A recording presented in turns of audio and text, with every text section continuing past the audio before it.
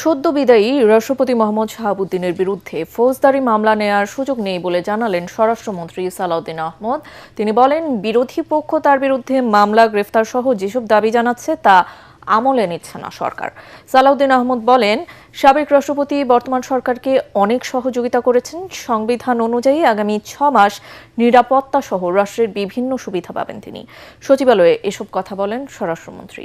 রিপোর্টে জানাচ্ছেন মাহবুব কবির চপল। রাজনৈতিক ঝড়ে সরে যেতে হলো রাষ্ট্রপতি মোহাম্মদ শাহাবুদ্দিনকে। নীরবে ছাড়লেন বঙ্গভবন। তবে তার বিরুদ্ধে ব্যবস্থা নেবার দাবিতে সরব এনসিপি, জামাত সহ বিরোধী পক্ষ। জুলাই গণহত্যার অভিযোগ দায়ের, এমনকি গ্রেফতারের দাবিও উঠেছে। তবে রাষ্ট্রপতিকে দায়মুক্তি দিয়েছে সংবিধানের ৫১ অনুচ্ছেদ। এতে বলা আছে, দায়িত্ব পালনকালে কোনো কাজ করলে কিংবা না করলে তার জন্য আদালতের কাছে জবাবদিহি করতে হবে না রাষ্ট্রপতিকে। এমনকি মামলা কিংবা গ্রেফতারি পরোয়ানাও জারি করতে পারবে না আদালত। রাষ্ট্রপতির পদ ছাড়বার পর শাহাবুদ্দিনের সেই সুরক্ষা থাকবে কিনা তা নিয়ে বিভিন্ন বক্তব্য পাওয়া যাচ্ছে। স্বরাষ্ট্রমন্ত্রী বলছেন, আইন অনুযায়ী তার বিরুদ্ধে ব্যবস্থা নেবার সুযোগ নেই।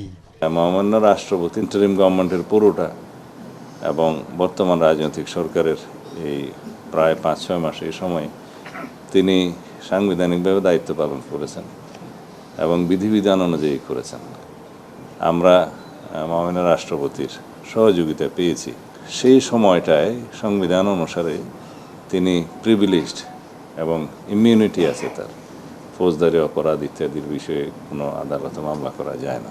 এনসিপি এবং অন্যান্যরা তার বিরুদ্ধে কিছু অভিযোগ উত্থাপন করছে, সেটা করতে পারে, কিন্তু আমরা আমলে নেওয়ার মতো কোনো বক্তব্য ওখানে নাই।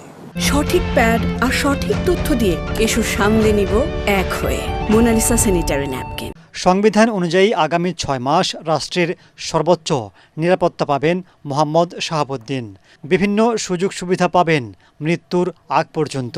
সাবেক রাষ্ট্রপতি হিসাবে তিনি আইন অনুযায়ী যা সুযোগ পাবেন সেটা অবশ্যই পাবেন এবং তার প্রোটেকশনের জন্য এসএসএফ, পিজিআর সহ এটা ৬ মাসের একটা বিধান আছে। অন্যান্য সংস্থার পক্ষ থেকে তার নিরাপত্তার ব্যবস্থা গ্রহণ করা হবে। সাবেক প্রধানমন্ত্রী শেখ হাসিনার সাথে রাষ্ট্রপতির ফোনালাপের যে অভিযোগ উঠেছে তা অনেকটা ভিত্তিহীন বলেই মনে করছেন স্বরাষ্ট্রমন্ত্রী। কথা বলার জন্য লন্ডন যেতে হয় নাকি?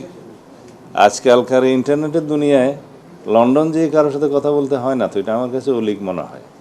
কথা বলতে চাইলে তো এখান থেকেও বলা যায়। জামাত, এনসিপি, খেলাফত মজলিসের ৩ নেতা এক হলে সপ্তাহের মধ্যে সরকারের পতন হবে। এলডিপি সভাপতি অলি আহমদের এমন বক্তব্য আমলে নিচ্ছে না সরকার। সব বিষয়ে মন্তব্য করার জন্য লায়েক তিনি না।